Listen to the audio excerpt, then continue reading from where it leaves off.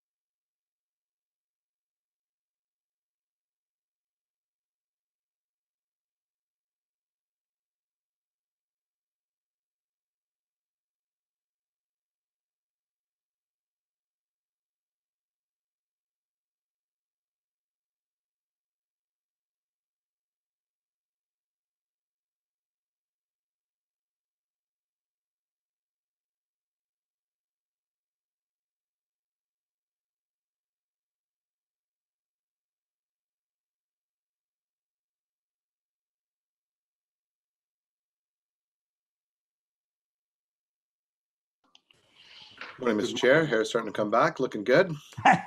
Yeah, I got full Chia Pet or Moshishi look going right now, so it's coming. It's coming. I had it about a month ago, so I feel you, buddy. A lot of people are saying it's coming back a little whiter than it was. Well, that's because I don't have my product in there, which darkens it up. So that's okay. Barcelona. Little Grecian, you know, whatever.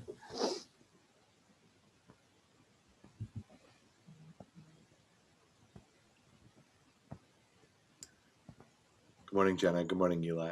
Hope you guys had a good weekend. Good morning. Good morning. Father of the year who doesn't give his daughter ice cream. How could you? I gave her ice cream. I just didn't give her ice cream twice in the same day, you know. Oh. You should I'm never trying- say no. You should never say no to her. I'm trying not to raise a diabetic. Give me a break. Grandparents don't care about that. You know that. So I know, I know. child, whatever That's they why I want. got to save the ice cream for them.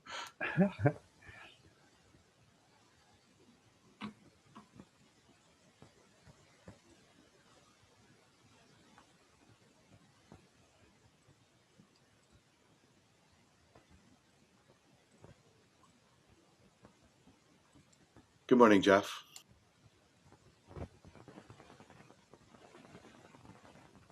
Good morning. Having technical issues. Did you have a good weekend? I had a great weekend. Absolutely delightful. Morning, Diane. All right. Good morning.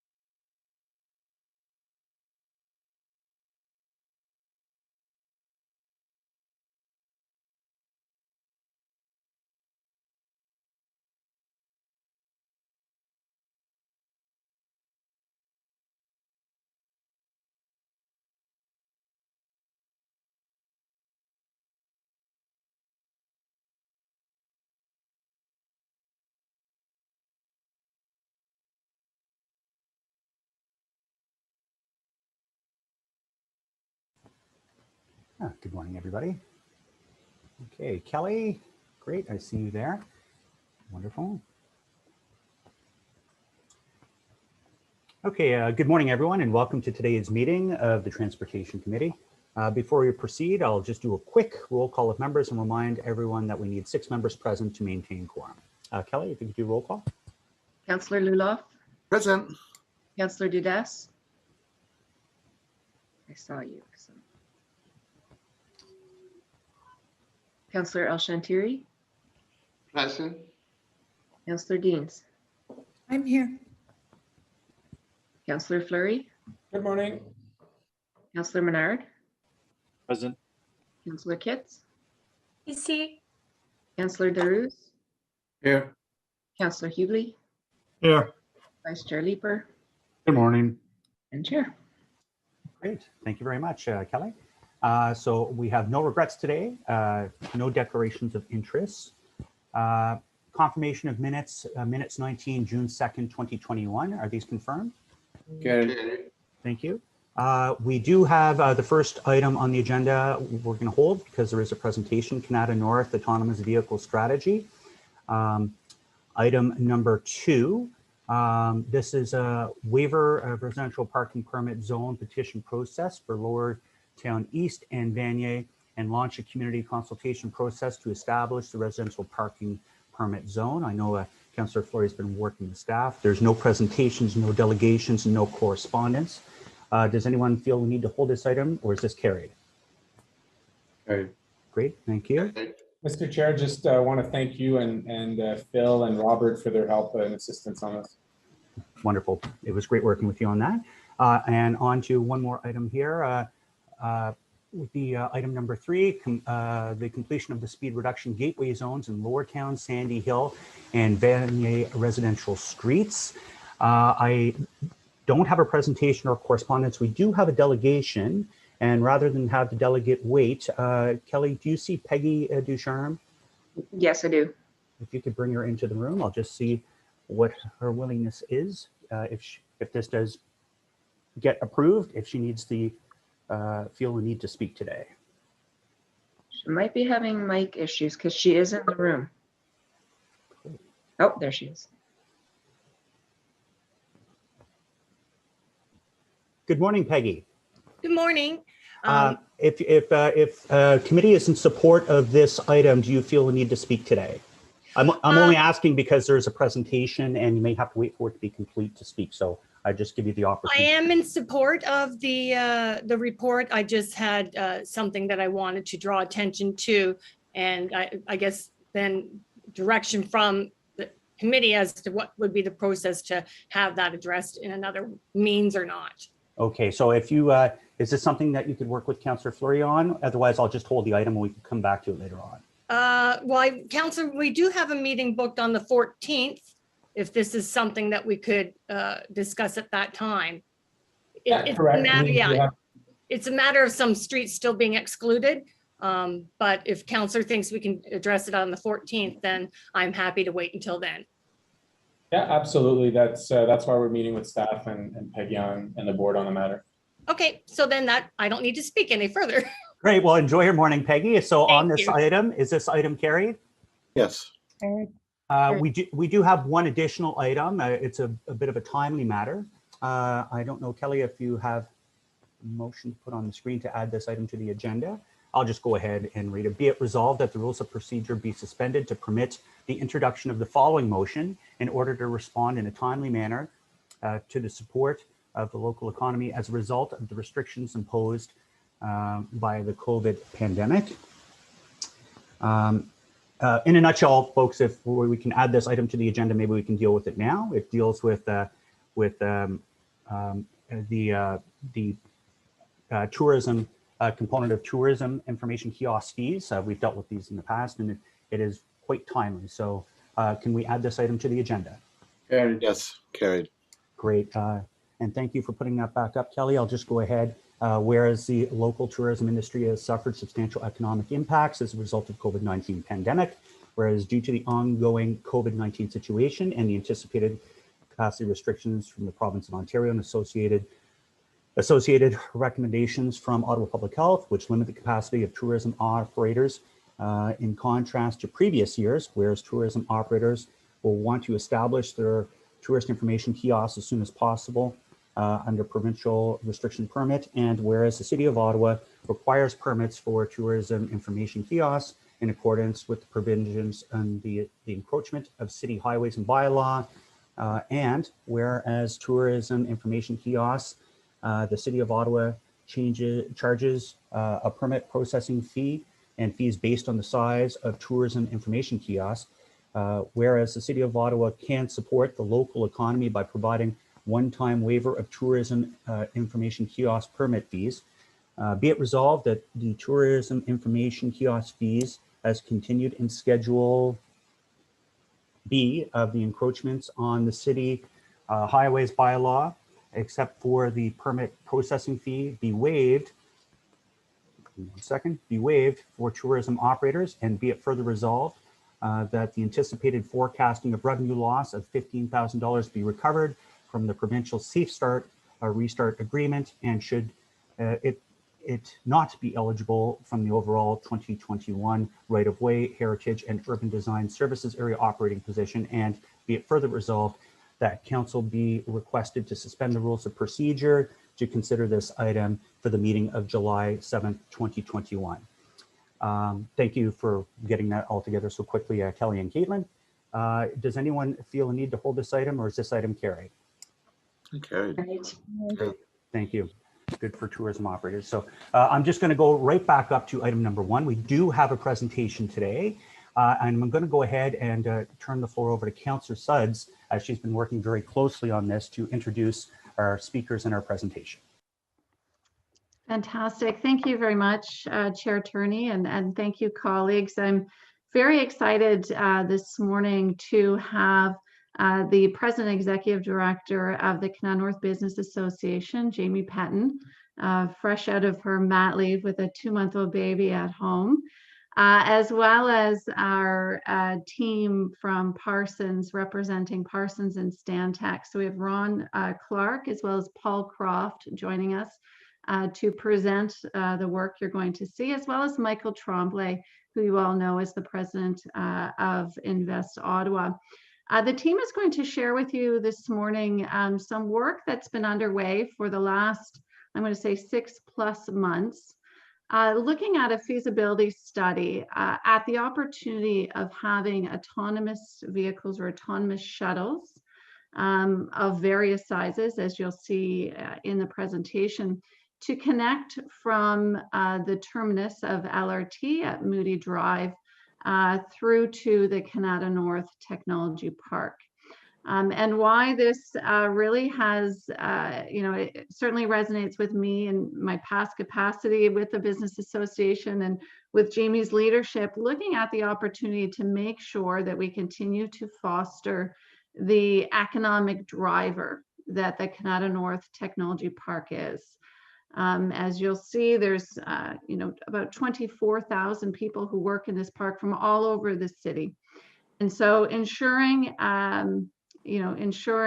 a last mile solution and an innovative way of connecting people to the park, but also looking at this as an opportunity for economic development and continuing to foster that gem that we have. There are some advantages, I think, to be innovative here and to be forward thinking in how we approach our solutions to mobility around our technology park. So with that, I will pass it over to Jamie Petton, as I mentioned, the President and Executive Director of the Kanata North Business Association.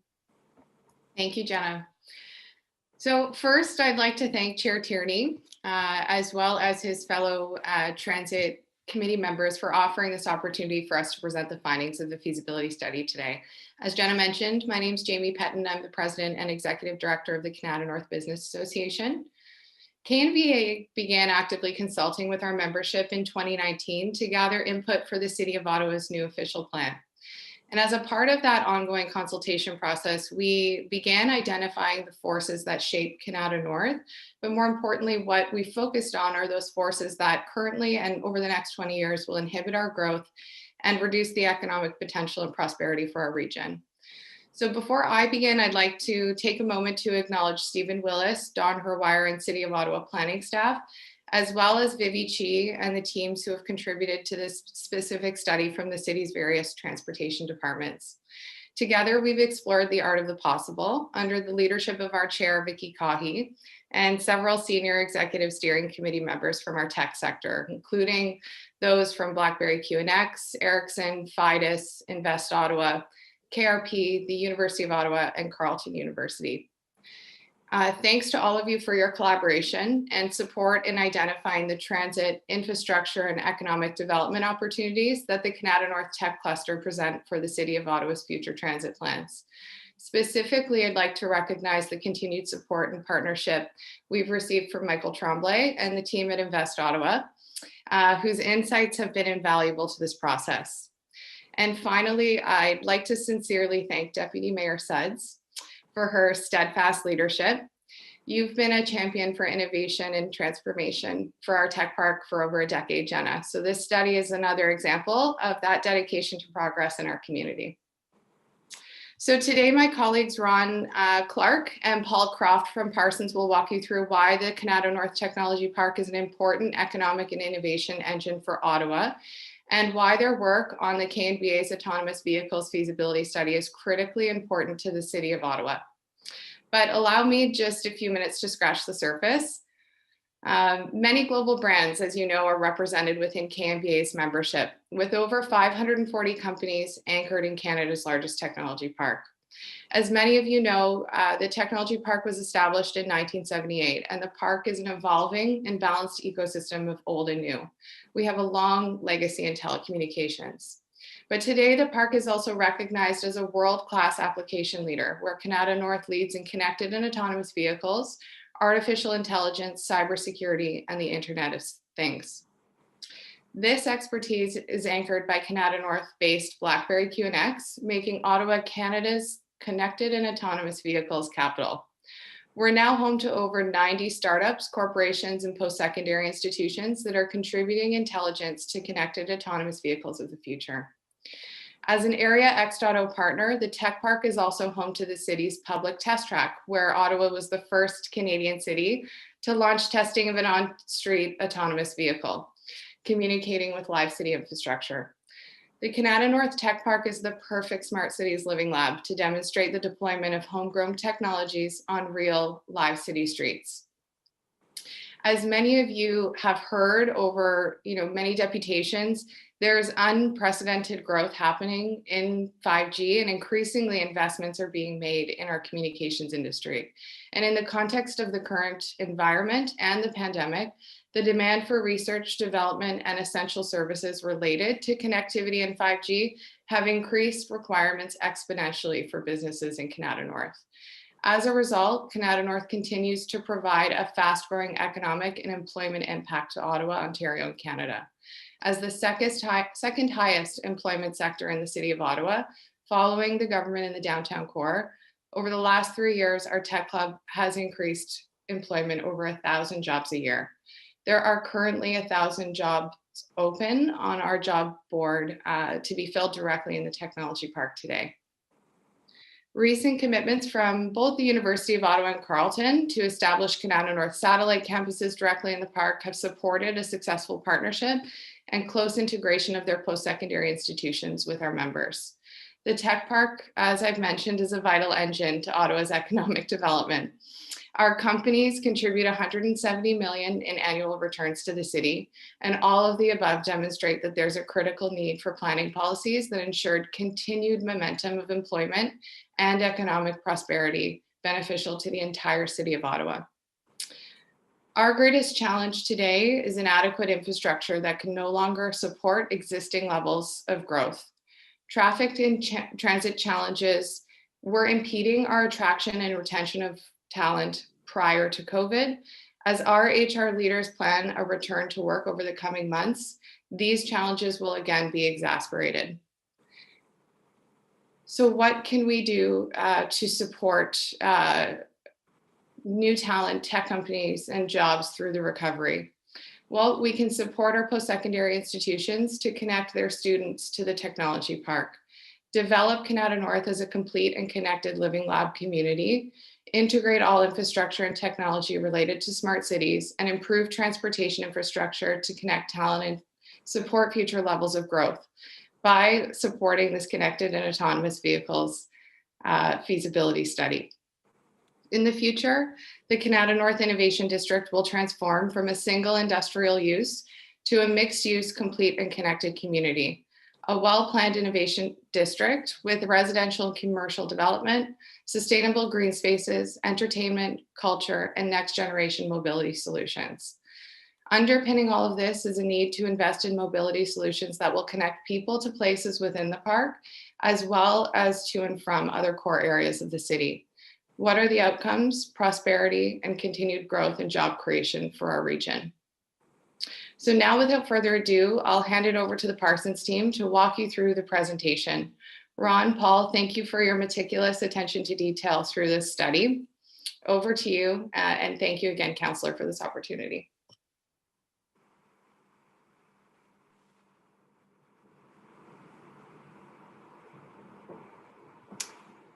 Well, thank you, Jenna, and Councillor Sudds and Chair Turney. So my name is Ron Clark. I'm Vice President of Parsons here in Ottawa. And on behalf of our Parsons team and our friends at Stantec, who we partnered with, I'm very pleased to be presenting the findings of this study.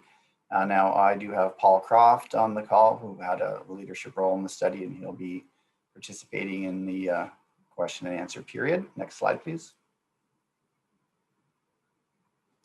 So it's 4 segments to my presentation this morning. I'll be trying to capture the vision and objectives of the project, zeroing in on what is the opportunity presented here, show you our recommendations, and how we're moving towards implementation. Next slide, please. Next slide, please. Yeah, so our study process involved a working group that was populated by many businesses and stakeholders involved in both the technology side and on the transportation side, and that included businesses in Canada North, several city staff who had invaluable input, Invest Ottawa, Carleton University, University of Ottawa, and so on. And together, this vision statement has been agreed upon, and I'll read it to you. So the vision of this project is to implement a connected autonomous vehicle transit network linking the Canada North Special Economic District and federal facilities to Ottawa's existing and planned rapid transit network. This being to enable the success of the district by improving access and mobility while showcasing innovation in Ottawa's associated technology ecosystem. So there's a lot to unpack there, and I'm going to do my best to do so. Next slide, please. Three objectives emerged as defining this project. The first, as Jamie was mentioning, to foster economic development through talent attraction and retention. The second is to support the community's vision to be developing as a more complete mixed-use community and showcasing the role that mobility can play in doing so. And the third is to layer on an additional level of transit service to connect this area to the city's planned rapid transit network. And I'll be talking a lot this morning in my presentation about Stage 3 light rail transit to Canada and Stittsville, and the March Road Bus Rapid Transit project, which we have labeled the March Transitway. Next slide, please. And next slide. Yeah, so I won't spend much time on this. It's been well covered this morning. The importance of the Canada North area to not only this region, our capital, but the province and the country. More than 500 businesses, an area that employs more than 24,000 people and is growing, and it has also emerged as Canada's connected and autonomous vehicle capital. Next slide, please. This is an exhibit showing work that was referred to this morning by the Business Association and the community and the city planners to reimagine the Canada North area as a mixed-use, vibrant community with two mixed-use and higher density nodes of development featured along March Road and Leggett Drive. And this has been included in the city's draft official plan. Next slide, please. So the context, the map on the right shows the shape and size and scale of the Canada North area superimposed on downtown Ottawa. So it gives you a sense of the scale of the community.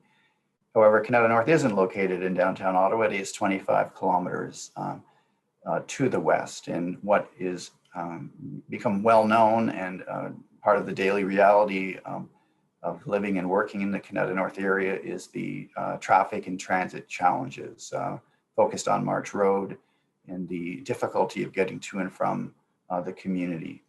And I guess within this context of Canada North too is some uncertainty on the timing and funding of the city's planned rapid transit infrastructure to service the area. Next slide, please. So this is a map showing the city's planned rapid transit network, and I'll get you oriented here. So Canada North is the purple shape in the upper part of your screen, and the Canada Town Center area and mixed use areas are the pink area to the lower left of your screen. And of course, the red line moving east-west is the planned Canada LRT system. And let's call out a note there on the right side of the red line that by the end of year 2025, LRT will be extended past Bayshore to Moody Station near Carling Avenue. So gives you a sense of the timing. It's just a little over 4 years from today. And the blue line, very important to this community as well, is the March Transitway, and that extends up the March Road corridor and will interact with the LRT system in the area of Eagleson Road and the Queensway. Next slide, please. And next slide. Thank you. So our study team's mandate was to determine, is there a match between the transportation needs of this community and the opportunities emerging from connected and autonomous vehicle technologies. And our conclusion is that there's a very strong match. So on the left side of the ledger, certainly a need to attack this inadequacy of transportation infrastructure serving the community and address the congestion, seek ways to better connect employees to and from central parts of the city and areas to the east in particular. We're seeing an opportunity to become better aligned with the city's official plan objectives that one of every 2 trips be of a sustainable mode within the time horizon to year 2046. Certainly we heard from Carleton and University of Ottawa some of the challenges for students and staff to be commuting to and from the area, and the opportunity to better align with the climate change objectives of upper levels of government. And on the right side of the ledger, this rapidly emerging technology, some of which is being pioneered right here in the capital for autonomous vehicles that bring opportunities for efficiency, safety, comfort, cost, and flexibility. We're talking about electric vehicles that will contribute to reducing greenhouse gas emissions. And I think really importantly to showcase and wave about the innovation and technology that's growing right here in the capital. Next slide, please. So what is the recommendation? So I'll get you oriented to the map here. Again, the lower right part of this map, the red line is the city's LRT stage 2, which is under construction and will be terminating at Moody Station at Carling Avenue by the end of year 2025. We're recommending 2 services. The blue line, or the blue lines on the map, which would travel east-west and would interact with the Carling LRT station. This would be electric autonomous buses. So these are larger vehicles, higher capacity type vehicles, and they would use the existing shoulder lanes that are alongside Highway 417, and they would operate in mixed traffic up and down March Road, joining the Canada North community in areas to the north to the light rail system at Moody Station. The green line, which you see on screen, uses Moody Drive, Carling Avenue, Leggett Drive in Canada, and the streets in Canada North. And this is envisioned as something quite different, more of a shuttle service. Folks have coined the phrase robo-taxi, but these would be smaller vehicles, 6 to 15 passengers, operating in a route that joins the federal facilities at NDHQ Carling, the Shirley's Bay Research Center, and moving westerly to Canada North and interacting with Innovation Station at the north end of March Road. I'll embellish this here in a minute. Next slide, please.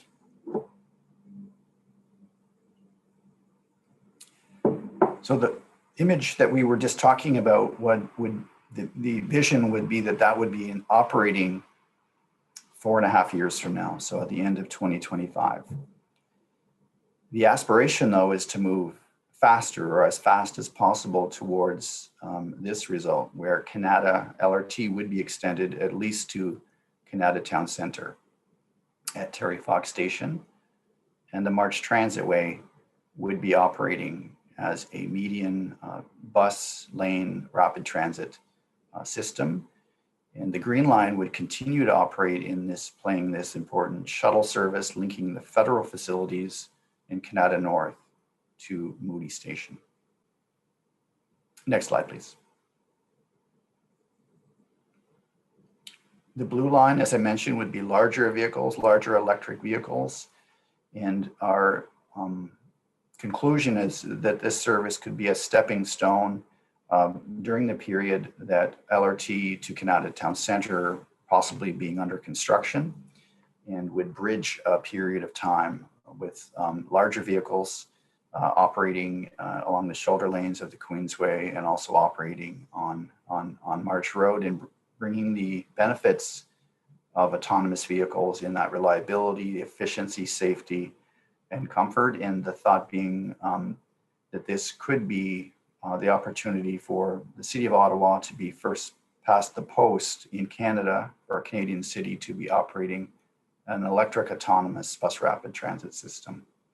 An important part of the identity and branding of the community and the whole of the city for that matter. Next slide, please. The green line, again, these are images of the types of vehicles, and there are many that are emerging that would play more of an on-demand shuttle service, and again, an opportunity for the city to show leadership and perhaps be the first city to be in our country to be operating an autonomous shuttle service. And what we heard from the technology companies in Canada North is that this is the area where the closest connection to the kind of technologies being pioneered here in Canada North are along these types of vehicles. And again, could be an important way to brand the city and the Canada North area. Next slide, please. This is an image that's showing how March Road could be reimagined as a median bus rapid transit corridor featuring autonomous electric buses coupled with generous wide sidewalks, cycle tracks, and all the trappings of a contemporary complete street. Next slide, please. This slide is showing some early results of cost estimates. So on the top part of the ledger, the blue line, we're showing $24 million, which would capture some of the necessary electronic type infrastructure, a modest fleet to be operating and integrating larger electric autonomous buses into the network. And the green line at under 10 million, which again, a modest fleet to start with the smaller robotaxi type vehicles. Now, the larger numbers are at the bottom. The March Transitway bus rapid transit facility is pegged at over $200 million of capital cost. And of course, the LRT to Canada, an additional $860 million. Next slide, please. When you roll this up, the blue line estimated at a cost of over $1 billion, but again, that is bundled in together, the cost of LRT to Canada plus the March Transitway, and the green line, which is much less capital intensive at under $10 million. How to get there and when? What this slide is expressing is the opportunity to begin planning a pilot project for a segment, a bite-sized chunk of the green line, and to have it operating next year. Just leaving approximately 3 years to learn from the lessons and scale it up, with the vision being that on opening day of LRT at Moody Station, there would be a last mile solution in a on-demand shuttle autonomous vehicle service operating at that time, and attention then would turn to the blue line, which could have a little bit longer term rollout. Next slide, please. So next steps, as I mentioned, the attention is really focused on the green line and to move on a pilot project. We've been working with Invest Ottawa, and Michael Tremblay is on the call here. But the notion being to seed a pilot project, a sum of approximately $10 million would be required to move on that. Folks have already turned their mind to an implementation plan, a business model, and how to go to market with the solicitation, with looking for vendors and partners. And certainly the need is before us to establish these kinds of partnerships, funding sources, and to engage the provincial and federal governments. Next slide, please. So this is my last slide. So to sum up, our study has concluded that indeed there is an opportunity and the time is now to move on a last mile type solution to embellish the city's transit network that is already existing and planned to service this very important part of the city with over 24,000 employees.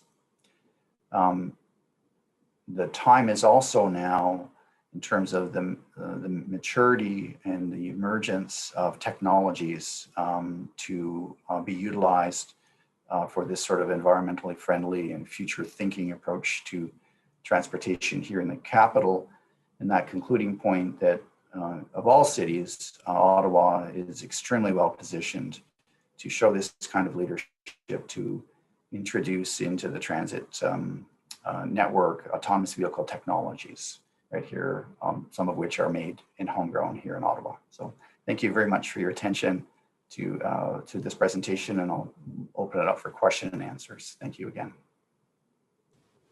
Great, wonderful presentation. It's like watching the Jetsons happen before our eyes here. I'm going to go to our first, we have Councillor El-Shantiry. Thank you, Mr. Chair, and Jamie and Councillor Sudds. It's a great presentation. What I'm interested, Ron, when you talk about the streetscape for March Road, and as we all know, March Road is obviously a major collector road from Ward 5 and South March area.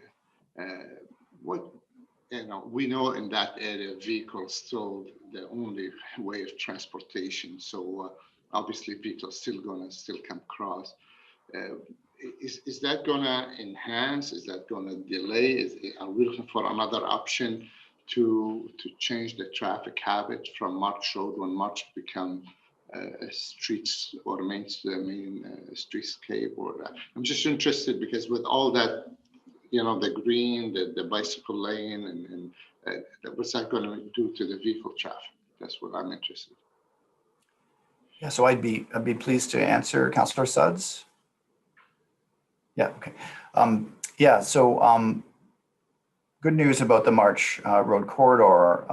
Plans have been worked on for some number of years. So an environmental assessment study has been completed. It's actually ones that my team at Parsons had helped the city with. The environmental assessment is approved to reconstruct March Road as a bus rapid transit corridor. Now that would need to move to preliminary and detailed design, and where all of the more fine-grained, engineering analyses would take place, and how to approach the streetscaping, how to use the right-of-way that's been protected in the smartest way possible. The notion being that there's sufficient space in that protected right-of-way for an appropriate amount of vehicle traffic, but layering on the new capacities for transit, walking, and cycling. Okay, so I'm not sure if that really, because we all know is the traffic is going to increase quite a bit in that area, and the area your study done is only to the urban part of where in the past the discussion was to go beyond that to the entrance of Dunrobin Road, to give the vehicle travel a choice, either to go right on March Road or to go left toward Canada North or South March. But that fell short. So all that discussion now is going to start with, so you're going to bring all that traffic, and it's going to get bottlenecked by San Isidore area where the road widening is going to take place. Am I visioning this right, or? If I may interject, so I certainly appreciate the comment and the concern, Councillor El-Shantiry. I think where the opportunity lies is that what's being presented today in this feasibility study, you're correct, goes as far as the park and ride at Innovation Station. So all that to say, there's no reason that as we look out to the future even further, and as, for example, the Canada North expansion lands get developed, there is plans for another park and ride in that area as well. So I do think there's opportunities to look at that as those developments come online, and if there are concerns about traffic. I think the good news is this adds another mobility option for people. So folks coming from your ward as well will have that additional option. Okay, well, that's great, but we have to keep in mind as we are developing the master transportation plan, widening March Road to Dundalk should never be off the table at any discussion. And that's why I bring that up every opportunity, because obviously we were promised that by developer before the Canada North development, and they renege us on it. And now, obviously, it is on the master transportation plan, but as we all know, it's all depending on funding. But I just want to keep that part of the discussion. It's a whole discussion. Thank you. Absolutely. Thank you, Ron, for your presentation. Great. Thank you for that. Vice Chair Leeper. Thank you very much, and thank you very much for a very stimulating presentation. It's a lot of very interesting to think about. I'm particularly interested in the Green Line with the smaller shuttles. I've got essentially, I guess, two questions around that, and I'm particularly interested because of the cost. It's a very reasonable cost, and I'm guessing that the firms, especially the large ones, who would benefit from being able to get their workers would be able to do at least some kind of cost share with all the other partners. Those smaller 10 to 15 person vehicles going to NDHQ and then traveling further into the heart of the business park, what kind of capacity does that actually offer? How difficult would it be to meet the demand with vehicles that small?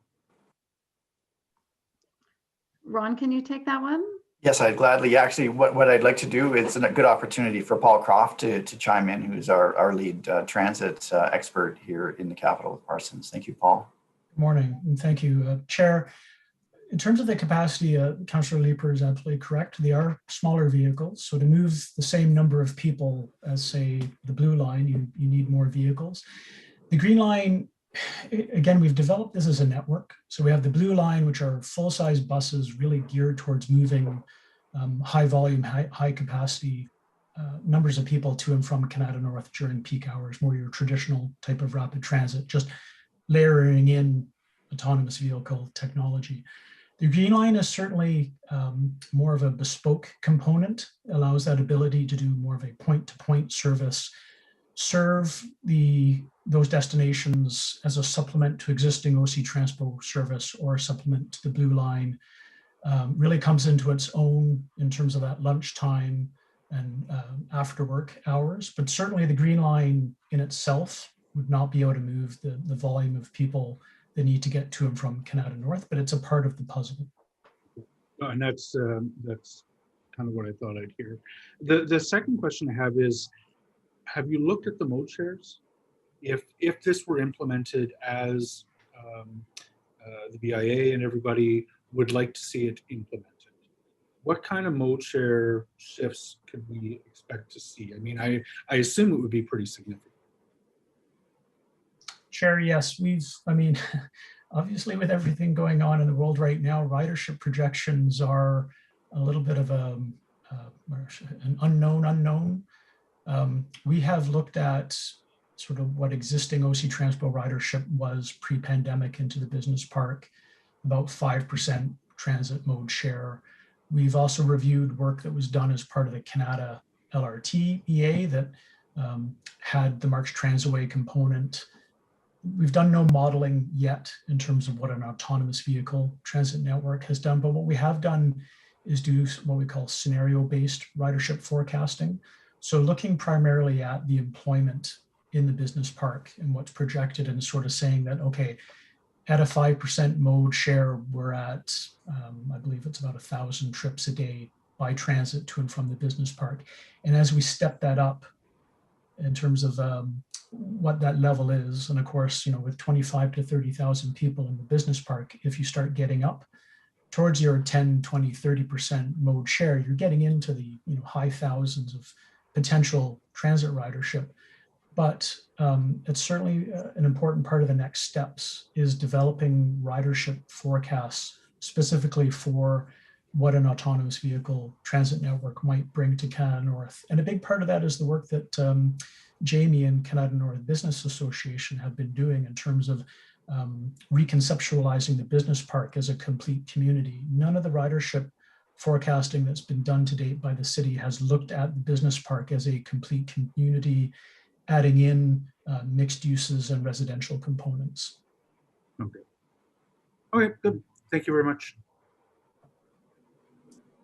Councillor Kavanaugh. Thank you very much, Chair. Sorry I came in late. Ironically, I was speaking with Stage 2 people about the ongoing construction. Sorry, my partner in crime just arrived. My concerns are in terms of the roads for the Green Line and for the Blue Line. These are existing roads in Bay Ward, and they're currently 2-lane roads. And I just want to know about how that's going to be dealt with. I guess that's more of a VVG question. But one of the things on Carling is there's an underpass of the rail, and it's already very dangerous for cyclists, I can tell you. And it's a road that is otherwise with a wide shoulder and great for cyclists, except for that one point. But I just want to make sure that that safety is being looked at, that cyclists can use that route. And that's been an ongoing problem. And I know we're now the owners of that railway line. So so we have a little more flexibility on what we do next. But where does that fit in? Because that's a concern that cyclists will have. And because they're still going to be doing their own autonomous commuting, as it were, because there's a lot of people that use that. Thank you. And perhaps, I'm not sure, Ron, or if you want to speak to that, or Vivi, I know it's still very conceptual at this time, but maybe just to speak a bit about how we envision that the Green Line will actually function might help answer that question. Yeah, for sure. And so Councillor Kavanaugh, the narrowing of the roadway at that bridge has been identified by several stakeholders, and thank you for reminding us of it. The capital cost number that we cited earlier did not include the renewal of that and widening of that bridge structure. The Green Line itself would be operating within mixed traffic, and it would remain a pinch point until such time as there was some other, I guess, funding or impetus for the removal or widening of that bridge to widen it out for active transportation in particular underneath it. Yeah. So that's, we've noted it, it's in our report, and it remains, I guess, one of the challenges that the next stages of the study would look at. Okay, I think it's essential. And of course, the fear is if you widen the road, you'll make it for cars and not for the cyclists. And with this extra transit use, because frankly, there was almost no transit there before. So this is quite a change. I just wanted to make sure that the commitment is for cyclists, not for double laning the road for cars, which would kind of defeat everything that you're talking about. So I just want to make sure that that's heard, as well as Corkstown Road is basically a very quiet road going by Wesley Clover, and it doesn't have proper infrastructure really for cyclists or it's not much of a shoulder and stuff. Are we looking at that as a change too for in terms of that Blue Line? Ron, did you want to speak to that? Yeah. So Councillor Kavanaugh, our study has made no recommendation pertaining to Corkstown. I would say, however, we did evaluate Corkstown as one of the potential routes for a transit system, and it fell short on a couple of criteria, but we've made no recommendations related to Corkstown. Thank you. I was just talking to Mr. Morgan about the use of Moody Station and the Papudo there, or the drop-offs, because it is the last point. So anything that helps reduce that pressure would be good in terms of people trying to get to that station to get onto the line. So I appreciate the work on that. I just want to make sure we don't lose sight of other priorities such as active transportation. Thank you. Great. Councillor Hublet. Thank you, Chair, and excellent presentation. And hi to Jamie. Haven't seen you in a while. Congratulations on the baby. A couple of questions for you. I guess this will go to the gentleman from Parsons. The study that you did that said 24,000 employees from all over the city. Do you have a breakdown of that? From what parts of the city these people are coming from? Paul, I'll pass that to you. Thank you. Chair, we don't have an exact breakdown by postal code.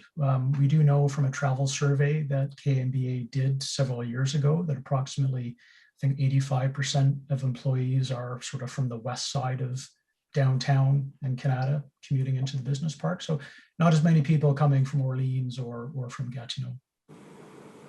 Would be, well, you said 85% west of what point?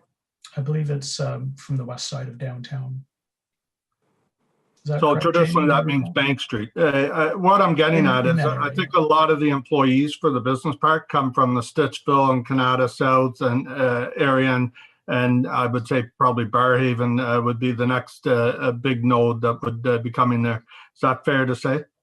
Yes, Chair, that's correct. And I believe work that we did as part of the Canada LRT study, something like 50% of the employees sort of live and work in Canada, and the other 50% come from other areas of the city. Okay.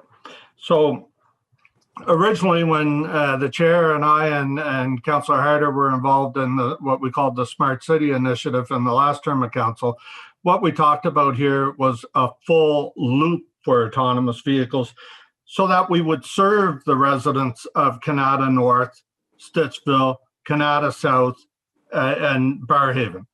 But what you're proposing here with the Green Line is really just to serve the business park.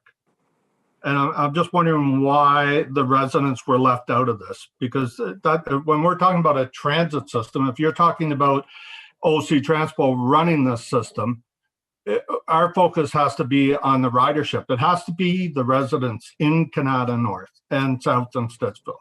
So I'm just wondering how that got dropped in all this.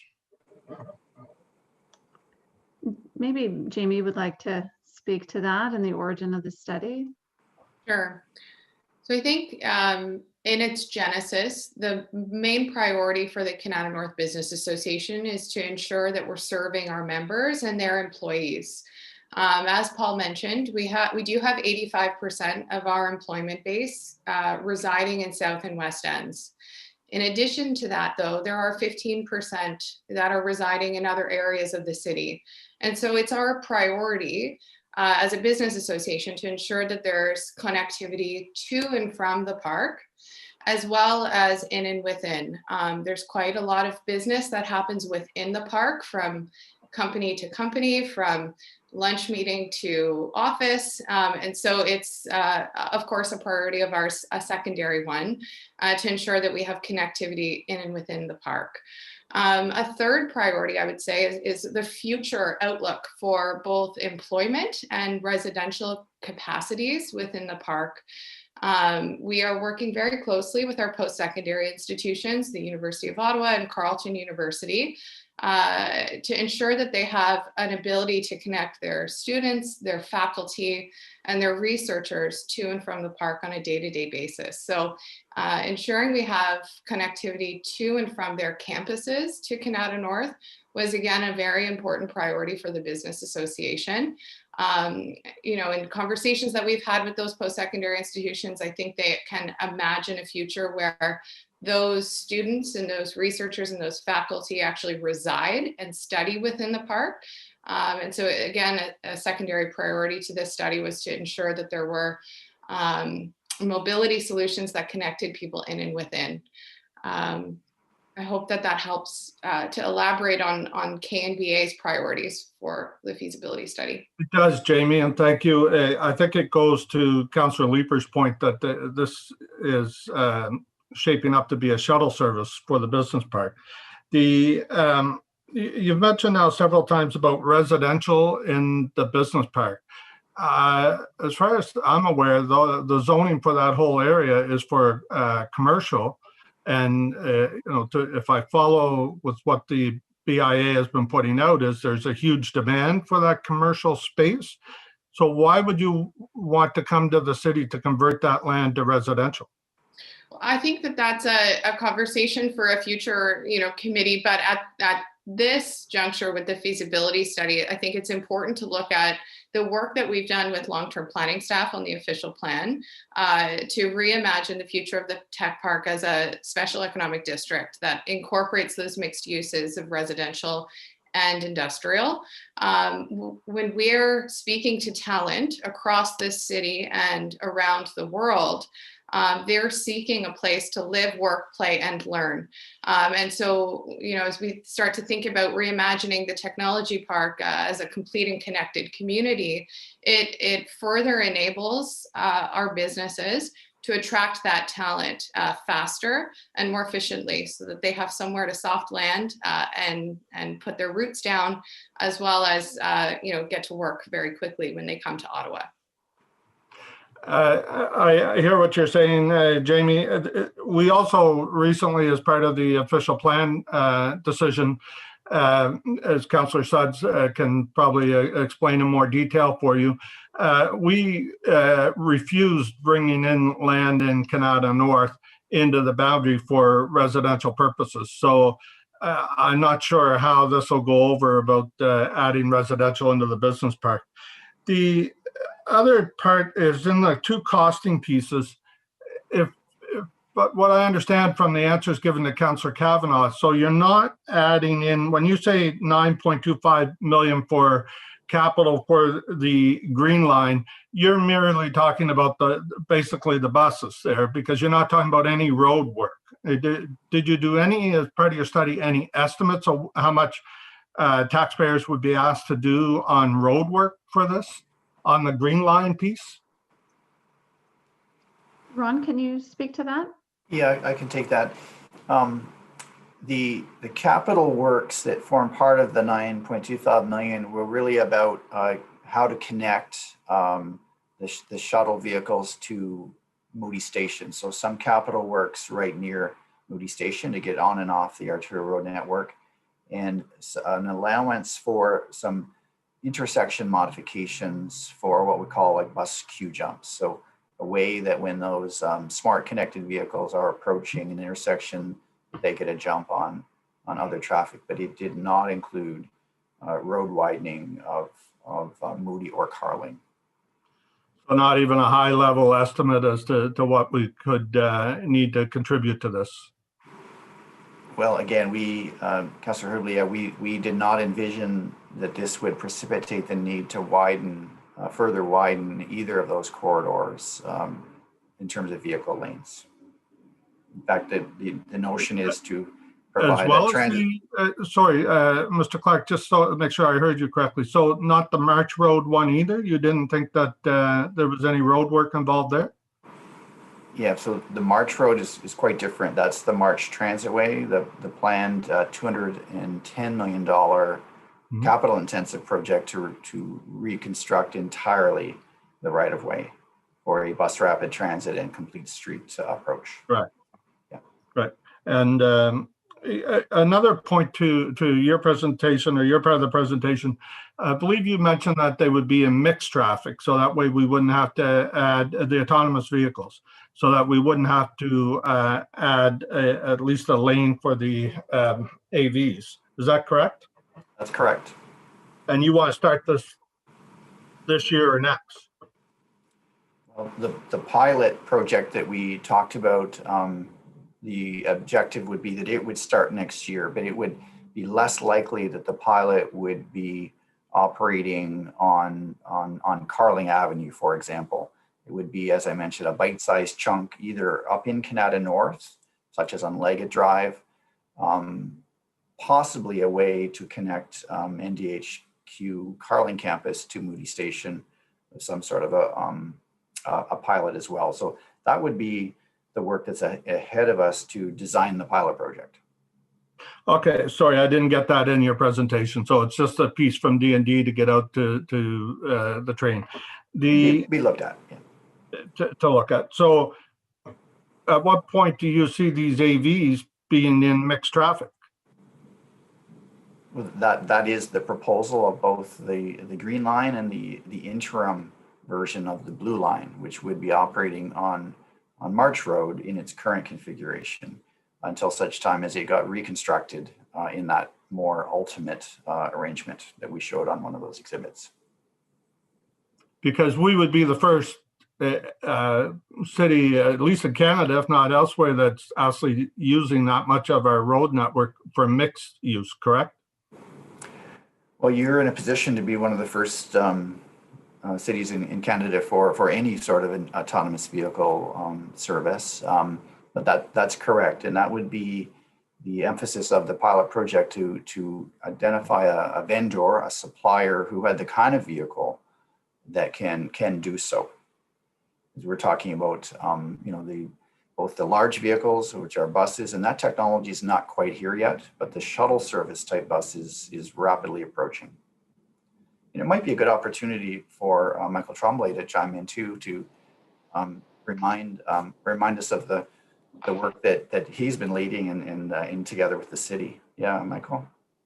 Thank you, Ron. And thanks, Councillor Hubley. Great questions. What I would say is the learnings that we've had, given that Tunney's was actually our second public-facing demonstration and pilot, is that these shuttles are still relatively early on. The Tunney's past year pilot that we ran used Easy Mile shuttles, 2 of them, that were limited up to 18 kilometers an hour for good reason. We learned that Canada Geese actually can actually affect the transportation of these buses by throwing the brakes on. Snow blowing sideways actually affects the buses. Leaves being kicked up in a windy day can affect the buses. So when I think of running a pilot in Canada North, what I would envision is something that would run up to 30 kilometers an hour at a max. The state of the technology would allow us to get to that level. It would be something that I would envision would probably connect up the 2 nodes that are in the purple area of the diagram that Ron showed earlier, although we'd have to go through a process to make sure that everything could be done safely. That would happen, of course, early on in the project at Area X.0 as part of the planning. And so it is still early days, but now is a very good time for us as leaders in this in Canada to be able to do this in logical incremental steps. So the project we're talking about here would probably be our 4th public-facing one. We're very hopeful that our 3rd public-facing one will be accepted from a proposal that we currently have in front of Transport Canada as an additional one that we would do in advance of this one. So at this stage, it's still early on. We'd have to proceed with caution and do this very, very carefully to make sure the public is safe, and that we're drawing as much learning from this so we can incrementally get to a stage where we have the faster speed buses and technologies when they're available. Thank you, Michael, for listing a number of the concerns that cities are finding around the world with, the early stages of introducing AV technology. That's why I find these timelines a little bit ambitious, because, if you look elsewhere, they're saying 7 to 10 years before it's going to be in mixed traffic. And, here we're proposing it within years, months and years. My last question is, who's going to run the system? Because OC Transpo has collective agreements in place that say that we will not be introducing AV technology, and those collective agreements go for more than 5 years. So I'm assuming the business park would take the full cost in operating of this system? Mike could probably speak to the pilot piece and perhaps Ron to this, to the proposal in general. Yeah, so thank you for that question. Thanks, Councillor Suds. When I look at this next pilot, I would see this being similar in many respects to what we did at Tunney's. Now, Tunney's was a very good, cautious step for us because it was in a contained parcel of land that was federal. It allowed us to really control and manage every aspect of it. The way that one was run was Invest Ottawa was the technical project manager of the project, and Easy Mile operators actually operated the shuttles during that 3-week public-facing test period. It was an opportunity for city staff and Invest Ottawa people as well to learn how the operations occurred. So I would envision this one being similar. We, of course, are having conversations with city staff within transportation services, as well as OC Transpo, on how this would be configured.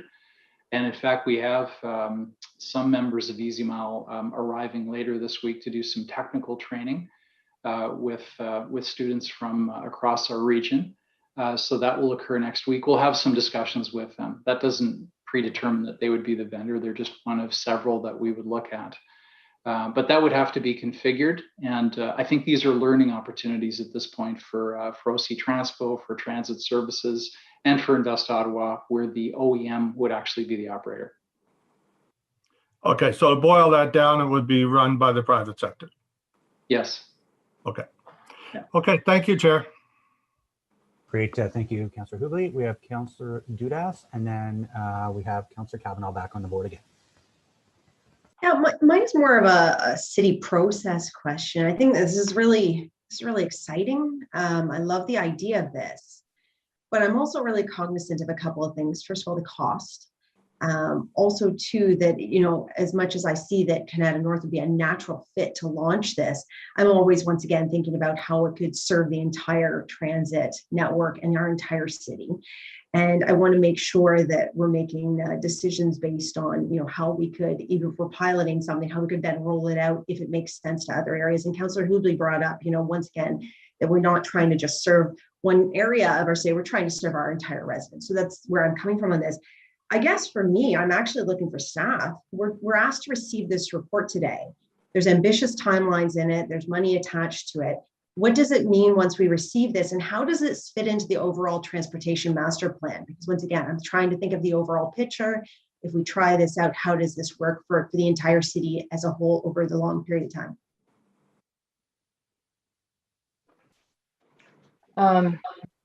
Chair, if I can take that question. Thank you. Yes, this is, as Ron had mentioned and Councillor Suds, this is a pilot project. So we allow pilot projects to happen, and we learn from these projects, and they get rolled into the TMP. The TMP is really a living document. As you know, there have been changes to the priorities since the last TMP, with stage 2 coming on board, and now stage 3. So we'll capture all of that in our update. So so we'll see how this goes. It appears to be a trial of the AV technology in a real setting on the street, and serving as a shuttle to the destination, particularly for the Green Line, which seems to have a lower cost estimate. And what I have heard is that this is not a cost to the city. And so we'll see how that goes. But I don't see this project as affecting or shifting any of the priorities that we have now on the TMP. And we'll see from the lessons learned from this exercise. Okay, no, that's reassuring, because as I said, I'm incredibly excited. This sounds like an amazing opportunity. I remember driving around, well, I wasn't driving, but it was driving me around on Tunney's, and you know, it was quite fun to be on. But once again, fun and then operational and in reality is two very different things. And you know, when I think about, I represent the East End, but once again, I'm thinking of the South and different areas, and how can we actually serve our residents in a more equitable fashion. So anyway, I'm really excited. Thank you for the presentation. Happy to receive this, knowing it's going to feed into the larger conversation. And I also, you know, once again, I'm happy to hear that, and please correct me if I'm wrong, but that 10 million, the pilot, is coming out of the private sector to start. not yet funded, and maybe Mike wants to speak to the aspiration for that. No pressure, Mike. Yeah, we're accustomed to tin cupping for projects like this one. So we have good relationships with, of course, the province and the federal government, and industry plays a substantial role. The Tunney's project came with a lot of in-kind capability.